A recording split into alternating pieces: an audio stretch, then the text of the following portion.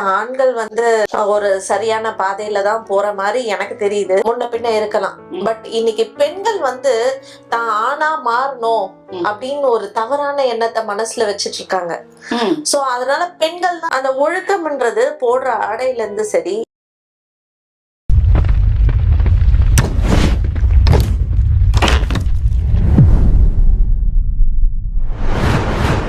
நேயர்கள் அனைவருக்கும் வணக்கம். இப்படிக்கு இவர்கள் யூடியூப் சேனல் மூலமாக மீண்டும் உங்கள் அனைவரையும் சந்திப்பதில் மிக்க மகிழ்ச்சி.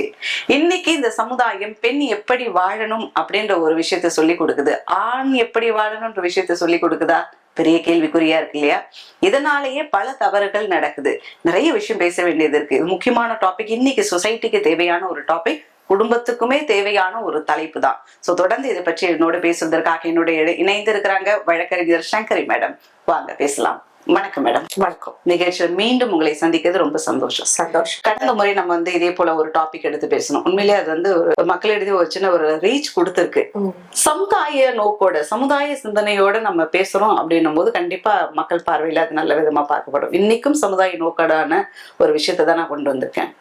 நான் சொன்ன மாதிரி ஒரு பெண் இப்படியெல்லாம் வாழணும் அப்படின்னு சொல்லக்கூடிய குடும்பம், சமுதாயம் ஒரு ஆண் இப்படியெல்லாம் வாழணும்ன்றதை சொல்லி கொடுக்க மாட்டேங்குதே.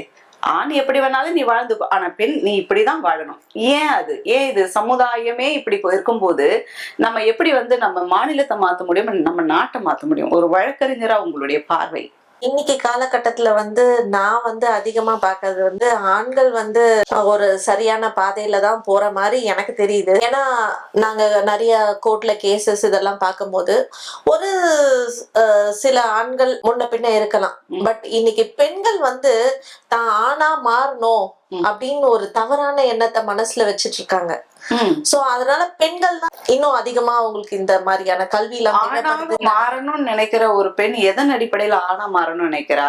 உணர்வின் அடிப்படையில, படிப்பின் அடிப்படையில, அதிகாரத்தின் அடிப்படையில, சமுதாயத்துல எப்படி ஆனா தன்னை ப்ரொஜெக்ட் பண்ணிக்கணும்ன்றதுக்கு அவங்க எடுத்துக்க கூடிய அந்த ஸ்கேல் என்ன? அதாவது இப்ப கல்வி அவங்களுக்கு ஆல்மோஸ்ட் எல்லாருக்குமே கிடைச்சிருக்கு. சோ பெண்களா இருந்தாலும் சரி, ஆண்களா இருந்தாலும் சரி, எல்லாருக்குமே பெண்களுக்கு இப்ப அதிகமான சதவீதத்துல அவங்களுக்கு கல்வி கிடைச்சிருக்கு. அவங்க கல்வி கிடைச்சதுனால அவங்களுக்கு வேலை வாய்ப்புகளும் அதிக அளவுல அவங்களுக்கும் கிடைச்சிருக்கு. சோ அதாவது சரிநிகர் சமானம். நான் உனக்கு ஈக்குவலா நானும் சம்பாதிக்கிறேன், நீ சம்பாதிக்கிற, நானும் சம்பாதிக்கிறேன். சோ இந்த சமயத்துல நான் எதுக்கு உனக்காக விட்டு கொடுத்து போகணும்? நான் ஒரு வீட்டு வேலை செஞ்சேன்னா நீ ஒரு வீட்டு வேலை செய்ய இருக்க மாட்டேன். அது எனக்கு உன்கிட்ட டிபெண்டன்ஸ், அந்த பினான்சியல் இண்டிபெண்டன்ஸ அவங்க டோட்டலா their misunderstanding for the family life. Financial independence வேற and family bondingன்றது வேற. சோ ஒரு வீட்ல ஒரு வேலையை எடுத்து செய்யறதுனால நம்ம தாழ்ந்து போறது கிடையாது.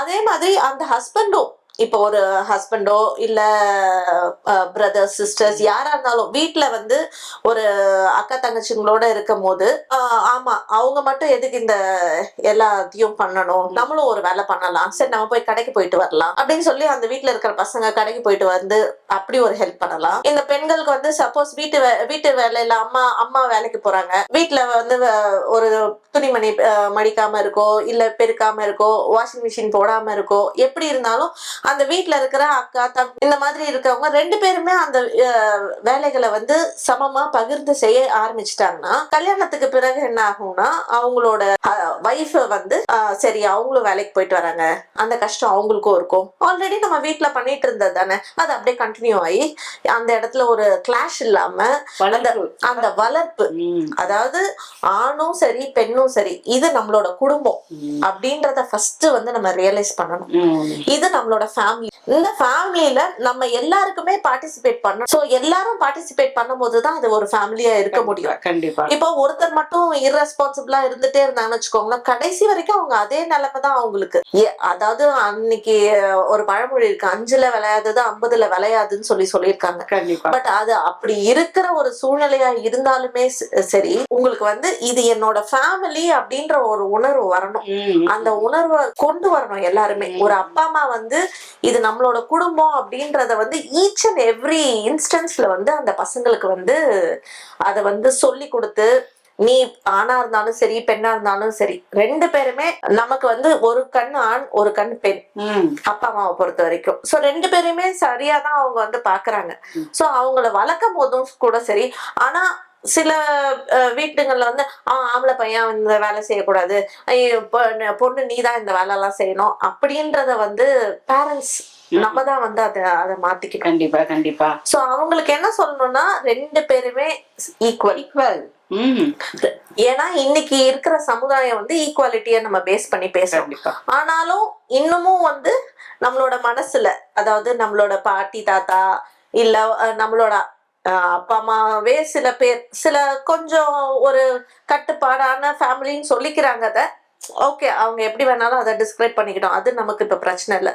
பட் நம்ம வீட்டுல இருக்கிற வளர்ப்புல இருந்தே அந்த பையனா இருந்தாலும் சரி பொண்ணா இருந்தாலும் சரி 2 பேருமே நீங்க குடும்பத்துக்கு உட்பட்டவங்க, நீங்க குடும்பத்துல ஒரு அங்கம். இப்படி அந்த பசங்களுக்கு அந்த இடத்துல சொல்லி கொடுக்கும் போது பெண்ணுக்கும் சரி ஆணுக்கும் சரி எல்லா விதமான ஒழுக்கத்தையும் சொல்லி கொடுக்கும். கண்டிப்பா கண்டிப்பா. அதாவது ஒழுக்கம் இன்மை அப்படின்றதுனாலதான் பிரச்சனைகள் நிறைய வருது. அந்த ஒழுக்கம்ன்றது போடுற ஆடையில இருந்து சரி, நீங்க படிக்கிற படிப்புல இருந்து சரி, ஒருத்தவங்களை எப்படி பார்க்கணும்ன்றதுலயும் சரி. நீ ஒரு மனுஷனா இன்னொருத்தவங்களும் ஒரு மனுஷன் தான். உன் வீட்டுல ஒரு தங்கச்சி இருக்காங்க, அடுத்தவங்க வீட்டுல இருக்கிறவங்க எல்லாம் வேற அப்படின்னு நீயும் யோசிக்க கூடாது.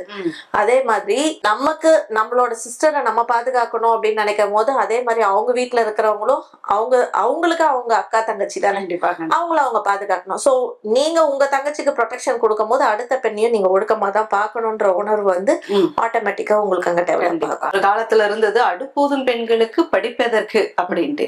இன்னைக்கு வந்து பாத்தீங்கன்னா இந்த துறையில பெண்களுடைய கால் தடம் பதிக்காம இருக்கு அப்படின்னாலே பெரிய கேள்விக்குறி. எல்லா துறையிலுமே பெண்களுடைய கால் தடம் பதிந்திருக்கு. இன்னைக்கு வந்து பெண்கள் இல்லாத ஒரு வேலை அப்படின்றது இல்லாம போயிருச்சு. சோ அவ்வளவு மாறி இருக்கு நம்மளுடைய சமுதாயம், மாறி இருக்கு, நம்ம பரிணாமம் அடைஞ்சு வந்துட்டு இருக்கோம் அப்படின்னு. சோ இந்த ஒரு பரிணாமத்தை, பெண்களுக்கு கொடுக்கப்பட்ட இந்த சுதந்திரத்தை அநேக இடத்துல மிஸ்யூஸ் பண்ணிக்கிறாங்களோ அப்படின்ற ஒரு கேள்வியும் கூட வருது. ஆமா, மிஸ்யூஸ் நடக்கதான் செய்யுது. அதே மாதிரி நம்ம வீட்டுக்குள்ள வரும்போதும் வேற எந்த ஒரு இடத்துக்கு போகும்போதும் நம்மளோட கர்வம் திமிரு இது எல்லாத்தையுமே நம்ம வந்து கழட்டி வச்சுட்டோம் வச்சுக்கோங்களேன்.